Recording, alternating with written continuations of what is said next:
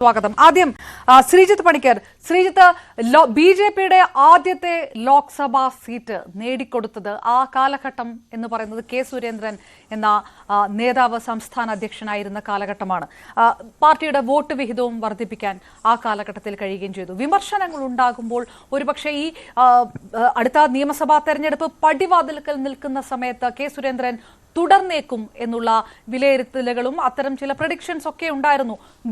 തീരുമാനിക്കുന്നത് കേന്ദ്ര നേതൃത്വമാണെങ്കിൽ പോലും. പക്ഷേ ഇതെല്ലാം മുഖവിലക്കെടുത്തുകൊണ്ട് കേന്ദ്ര നേതൃത്വം ഒരു തീരുമാനമെടുത്തു എന്നാണോ പെട്ടെന്ന് തോന്നുക? നിയമസഭാ തെരഞ്ഞെടുപ്പ് മുന്നിൽ നിൽക്കുമ്പോൾ ഈ നേതൃമാറ്റം ആ തരത്തിലൊരു സന്ദേശം നൽകുകയാണെങ്കിൽ അത് ഗുണം ചെയ്യുമോ? അപർണ, ഞാനിതിൽ മനസ്സിലാക്കുന്നത് കേന്ദ്രം എൻഫോഴ്സ് ചെയ്തിരിക്കുന്ന ഒരു തീരുമാനമാണ് എന്ന് തന്നെയാണ്. കാരണം കേരളത്തിൽ ശ്രീ രാജീവ് ചന്ദ്രശേഖറിന് വേണ്ടി റൂട്ട് ചെയ്യുന്ന പ്രാദേശിക നേതാക്കളോ സംസ്ഥാന നേതൃത്വത്തിലുള്ള ആൾക്കാരോ ഉണ്ട് എന്ന് ഞാൻ കരുതുന്നില്ല. അതുകൊണ്ട് തന്നെ അവിടെ കൂടുതലായിട്ട് സാധ്യത കൽപ്പിക്കപ്പെട്ട പേരുകളിൽ പഴയ പ്രസിഡന്റുമാരടക്കം ഒരുപക്ഷെ പ്രസിഡന്റ് സ്ഥാനത്തേക്ക് ഇത്തവണ വരും എന്ന് വിലയിരുത്തപ്പെട്ട കുറേയധികം ആൾക്കാരുടെ പേരുകളാണ് കേട്ടത്. പക്ഷേ എങ്കിൽ പോലും രാജീവ് ചന്ദ്രശേഖറിന് ഇവിടെ ഒരു സാധ്യതയുണ്ട് എന്ന് പറഞ്ഞതിന്റെ ഏറ്റവും പ്രധാനപ്പെട്ട കാരണം കഴിഞ്ഞ ലോക്സഭാ തെരഞ്ഞെടുപ്പ് കഴിഞ്ഞതിന് ശേഷവും അദ്ദേഹത്തിന് കേരളത്തിലുണ്ടായിരുന്ന ഒരു സാന്നിധ്യം തന്നെയാണ്.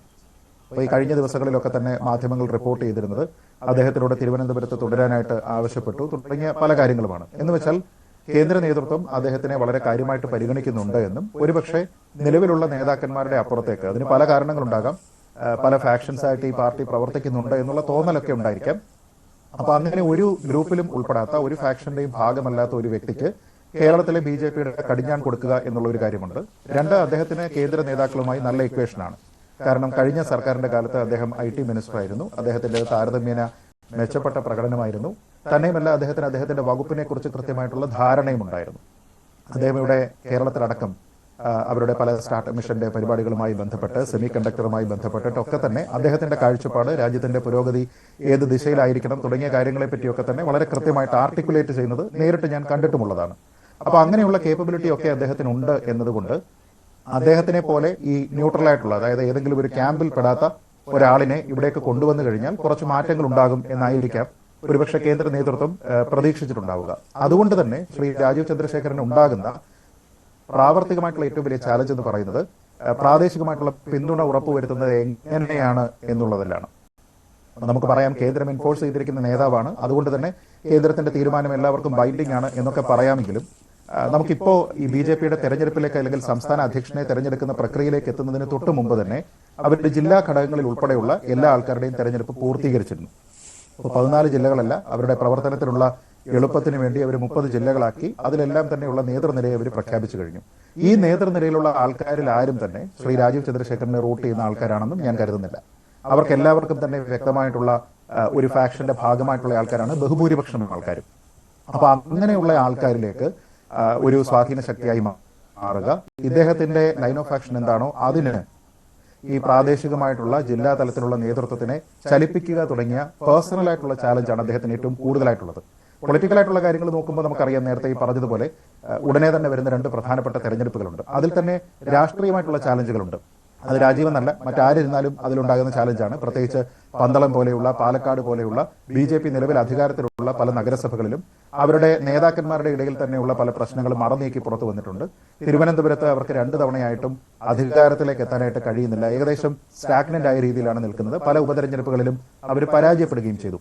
അപ്പൊ അവിടെയെല്ലാം തന്നെ പുതിയ സാന്നിധ്യമായി വരിക, തലസ്ഥാനത്ത് കോർപ്പറേഷൻ പിടിക്കുക, മറ്റുള്ള സ്ഥലങ്ങളിലൊക്കെ തന്നെ ഒരു വലിയ റീച്ച് ഉണ്ടാക്കുക, റൂട്ട് ഉണ്ടാക്കുക തുടങ്ങിയ കാര്യങ്ങളെല്ലാം അവരുടെ ഒരു രാഷ്ട്രീയമായിട്ടുള്ള ചാലഞ്ചാണ്. അതിനോടൊപ്പം തന്നെയാണ് സ്ഥാനാർത്ഥി നിർണയം എന്നത്. അതായത് പ്രത്യേകിച്ച് നിയമസഭാ തെരഞ്ഞെടുപ്പ് വരുന്ന സമയത്ത് ഏത് രീതിയിലാണ് സ്ഥാനാർത്ഥി നിർണയം എന്നത് വളരെ പാർട്ടിയെ സംബന്ധിച്ചിടത്തോളം വളരെ പ്രാധാന്യമുള്ള കാര്യമാണ്. കാരണം പാലക്കാട് ഉപതെരഞ്ഞെടുപ്പിൽ നമ്മൾ കണ്ടതാണ്, സ്ഥാനാർത്ഥിയെ നിർണ്ണയിക്കുന്ന സമയത്ത് തന്നെ അദ്ദേഹം പ്രസിഡന്റിന്റെ ആളാണ് എന്ന രീതിയിലത്തേക്കുള്ള ഒരു ആദ്യം അടക്കം പറച്ചിലായിരുന്നുവെങ്കിൽ പിന്നീട് അത് പ്രധാനപ്പെട്ട നേതാക്കന്മാരുടെ ഭാഗത്തു നിന്ന് തന്നെ പുറത്തേക്ക് വരുന്നത് കണ്ടതാണ്. അപ്പൊ അങ്ങനെയുള്ള പരിഗണനകൾ ഇല്ലാതെ എങ്ങനെയാണ് വിന്നബിലിറ്റിയെ മാത്രം കണ്ടുകൊണ്ട് അദ്ദേഹത്തിന്റെ, നേരത്തെ അപർണ പറഞ്ഞതുപോലെയുള്ള ഒരു ടെക്നോക്രാറ്റ് അപ്രോച്ച് അല്ലെങ്കിൽ പ്രാക്ടിക്കൽ ആയിട്ടുള്ള ഒരു അപ്രോച്ച്, വിന്നബിലിറ്റി മാത്രം കാണുക, അങ്ങനെയുള്ള കാര്യങ്ങളൊക്കെ വെച്ചിട്ട് എങ്ങനെയാണ് സമ്മർദ്ദത്തിന് വിധേയനാകാതെ അദ്ദേഹം സ്ഥാനാർത്ഥി നിർണയം ഉൾപ്പെടെയുള്ള കാര്യങ്ങളുമായിട്ട് മുന്നോട്ട് പോവുക എന്നുള്ള പ്രശ്നമുണ്ട്. പക്ഷേ ഏറ്റവും പ്രാഥമികമായിട്ട് ഒരു പക്ഷേ അദ്ദേഹത്തിന് ചെയ്യാൻ കഴിയുന്നത് കുറച്ച് റെസ്പോൺസിബിൾ ആയിട്ടുള്ള ഒരു രാഷ്ട്രീയക്കാരൻ എന്ന നിലയിൽ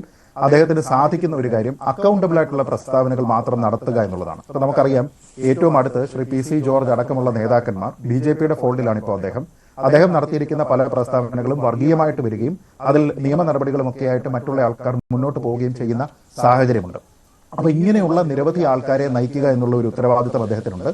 അതുകൊണ്ട് തന്നെ ഒരുപക്ഷെ അദ്ദേഹത്തിന്റെ മുൻഗാമിയുടേത് പോലെയുള്ള റെസ്പോൺസിബിൾ അല്ലാത്ത പ്രസ്താവനകൾ, മാധ്യമങ്ങളോട് മറ്റുള്ള ആൾക്കാരോട് മോശം രീതിയിലേക്കുള്ള ബന്ധം, ഇങ്ങനെയുള്ള കാര്യങ്ങളൊന്നും ഉണ്ടാകാതെ കുറച്ചുകൂടി അക്കൗണ്ടബിൾ ആയിട്ട് നിന്നു കഴിഞ്ഞാൽ ആ BJP അധ്യക്ഷൻ എന്നുള്ള ഒരു പൊസിഷന് അത് ഏത് രാഷ്ട്രീയ പാർട്ടിയിലുള്ള ആൾക്കാരുടെ ഭാഗത്തു നിന്നാണെങ്കിലും കുറച്ച് റെസ്പെക്ടബിലിറ്റി ഉണ്ടാക്കാനായിട്ട് അദ്ദേഹത്തിന് സാധിക്കും. അപ്പൊ എനിക്ക് തോന്നുന്നത് അങ്ങനെയുള്ള ചിട്ടയായിട്ടുള്ള ഒരു പ്രകടനമാണ് അദ്ദേഹത്തിന് ഉണ്ടാവുക. പലപ്പോഴും നമ്മൾ കേൾക്കുന്ന ഒരു വലിയ വിമർശനം അദ്ദേഹത്തിന് ഈ താഴെ തട്ടിലേക്കുള്ള റൂട്ടുകൾ ഇല്ല എന്നാണ്.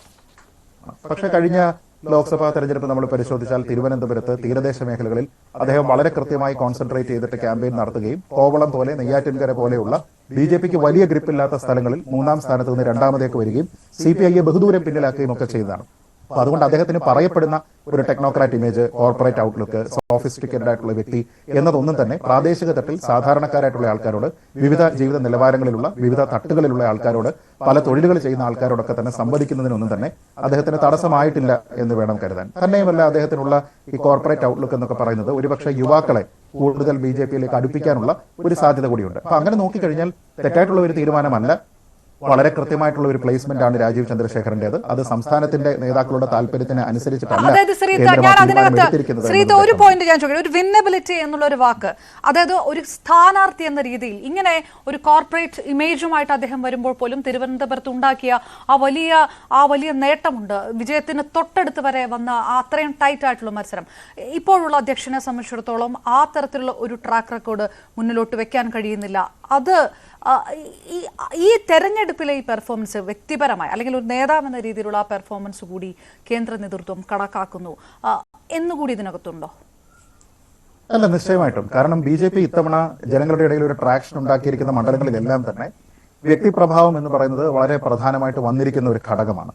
അത് പാർട്ടിയുടേതായിട്ട് ഒരുപക്ഷെ ശക്തമായിട്ടുള്ള സ്വാധീനം ഉള്ളത് തിരുവനന്തപുരത്ത് മാത്രമാണ്. BJP വളരെ ഓർഗാനിക് ആയിട്ടുള്ള ഒരു വളർച്ച നേടിയിരിക്കുന്ന ഒരു ലോക്സഭാ കോൺസ്റ്റിറ്റ്യുവൻസി എന്ന് പറയുന്നത് ഇത് മാത്രമാണ്. തൃശ്ശൂരിലേതൊന്നും തന്നെ ഒരിക്കലും ഒരു പ്രധാനപ്പെട്ട നേതാവിന്റെയോ അല്ലെങ്കിൽ സംസ്ഥാന അധ്യക്ഷന്റെയോ മാത്രം ക്രെഡിറ്റിലേക്ക് പോകാവുന്ന വിജയമല്ല. അങ്ങനെ ആയിരുന്നുവെങ്കിൽ നമ്മൾ അതിൽ പരിഗണിക്കേണ്ടത് 7 അസംബ്ലി സെഗ്മെന്റുകളിൽ 6ലും സുരേഷ് ഗോപി ലീഡ് ചെയ്തതാണ്. എങ്കിൽ ഈ 6ഇടത്തും അടുത്ത തെരഞ്ഞെടുപ്പ് വരുന്ന സമയത്ത് BJP ഒരു ഫോർമിഡബിൾ ആയിട്ടുള്ള ഒരു സ്ഥാനാർത്ഥി അവിടെ നിർത്തി അവരുടെ ജയപ്രതീതി ഉണ്ടാക്കണം. പക്ഷെ സുരേഷ് ഗോപി അല്ലാതെ മറ്റൊരാളാണ് അവിടെ നിൽക്കുന്നതെങ്കിൽ ആ സ്ഥാനത്തിന് തന്നെയുള്ള വിന്നബിലിറ്റി എത്രത്തോളം കുറയുമെന്നും മറ്റുള്ള അസംബ്ലി സെഗ്മെന്റുകളിലേക്ക് പോകുമ്പോൾ അത് എത്രത്തോളം കുറയുമെന്നും നമുക്കറിയാം. പക്ഷെ തിരുവനന്തപുരത്തെ സംബന്ധിച്ചിടത്തോളം BJPക്ക് തുടർച്ചയായിട്ട് അവരുടെ ഒരു വലിയ വോട്ട് ഷെയർ ഓർഗാനിക് ആയിട്ട് തന്നെ കൊണ്ടുവന്നിരിക്കുന്ന ഒരു ചരിത്രമുണ്ട്. അപ്പൊ കഴിഞ്ഞ തവണ ഒരുപക്ഷെ അതിൽ കുറച്ച് ലാപ്സ് ഉണ്ടായി. 1 ലക്ഷം വോട്ടിന്റെ ഭൂരിപക്ഷത്തിലാണ് ശ്രീ ശശി തരൂർ ജയിക്കുന്നത്. പക്ഷെ ഇത്തവണ വന്നപ്പോഴേക്കും അതിനെ നാരോ ഡൗൺ ചെയ്യുന്നതിന് വേണ്ടിയിട്ടും ഒരുപക്ഷെ നഗര കേന്ദ്രീകൃതമായിട്ട് BJPക്ക് പറ്റിയിരുന്ന ഒരു പാളിച്ച, ഒരുപക്ഷെ അവരുടെ സംഘാടനത്തിലൊക്കെ ഉണ്ടായിരുന്ന ചില പാളിച്ചകൾ പരിഹരിക്കാൻ സാധിച്ചിരുന്നുവെങ്കിൽ ഈ കോസ്റ്റൽ ഏരിയയിലുള്ള 3 സീറ്റുകളിലും അവരുടെ പെർഫോമൻസ് ഒക്കെ നോക്കിക്കഴിഞ്ഞാൽ നിശ്ചയമായിട്ടും അദ്ദേഹത്തിന് ജയിക്കാൻ പറ്റുന്നത്. ഇപ്പൊ എത്ര മാർജിനിൽ അദ്ദേഹം പരാജയപ്പെട്ടോ അതേ മാർജിനിൽ ഒരുപക്ഷെ ജയിക്കാനുള്ള ഒരു സാഹചര്യം പോലും അവിടെ ഉണ്ടാകുമായിരുന്നു. അപ്പൊ അതിന് BJPയുടെ ഓർഗാനിക് വളർച്ചയും അദ്ദേഹത്തിന്റെ വ്യക്തിപരമായിട്ടുള്ള സ്വാധീനവും ഒക്കെ തന്നെ കാരണമായിട്ടുണ്ട്. ഒരൊറ്റ കാര്യം നോക്കിയാൽ മതി, അതായത് നേരത്തെ ഉണ്ടായിരുന്ന ശ്രീ O രാജഗോപാൽ ആയിക്കോട്ടെ അല്ലെങ്കിൽ ശ്രീ കുമ്മനം രാജശേഖരൻ അല്ലെങ്കിൽ അങ്ങനെ ആര് സ്ഥാനാർത്ഥിയെ നമ്മൾ പരിഗണിച്ചു കഴിഞ്ഞാലും BJPയെ സംബന്ധിച്ചിടത്തോളം ഈ പല സെഗ്മെന്റുകളിൽ നിന്ന് കിട്ടുന്ന വോട്ടുകളിൽ ഒരുപക്ഷെ ലീസ്റ്റ് പ്രോബബിൾ ആയിട്ടുള്ള വ്യക്തിക്കാണ് ഏറ്റവും കൂടുതൽ വോട്ട് ഷെയർ കിട്ടിയിരിക്കുന്നത്. അതായത് കോവളത്തും നെയ്യാറ്റിൻകരയിലും ഏറ്റവും സോഫിസ്റ്റിക്കേറ്റഡ് എന്ന് പറയുന്ന രാജീവ് ചന്ദ്രശേഖരനാണ് കൂടുതൽ ട്രാക്ഷൻ ഉണ്ടായത്. അപ്പോൾ അത് കാണിക്കുന്നത് ഒരുപക്ഷെ അദ്ദേഹത്തിന് ആൾക്കാരുടെ പ്രശ്നങ്ങൾ മനസ്സിലാക്കാൻ കഴിയുന്നു. കാരണം തീരദേശവുമായി ബന്ധപ്പെട്ട് നിരവധി പ്രശ്നങ്ങളുണ്ട്.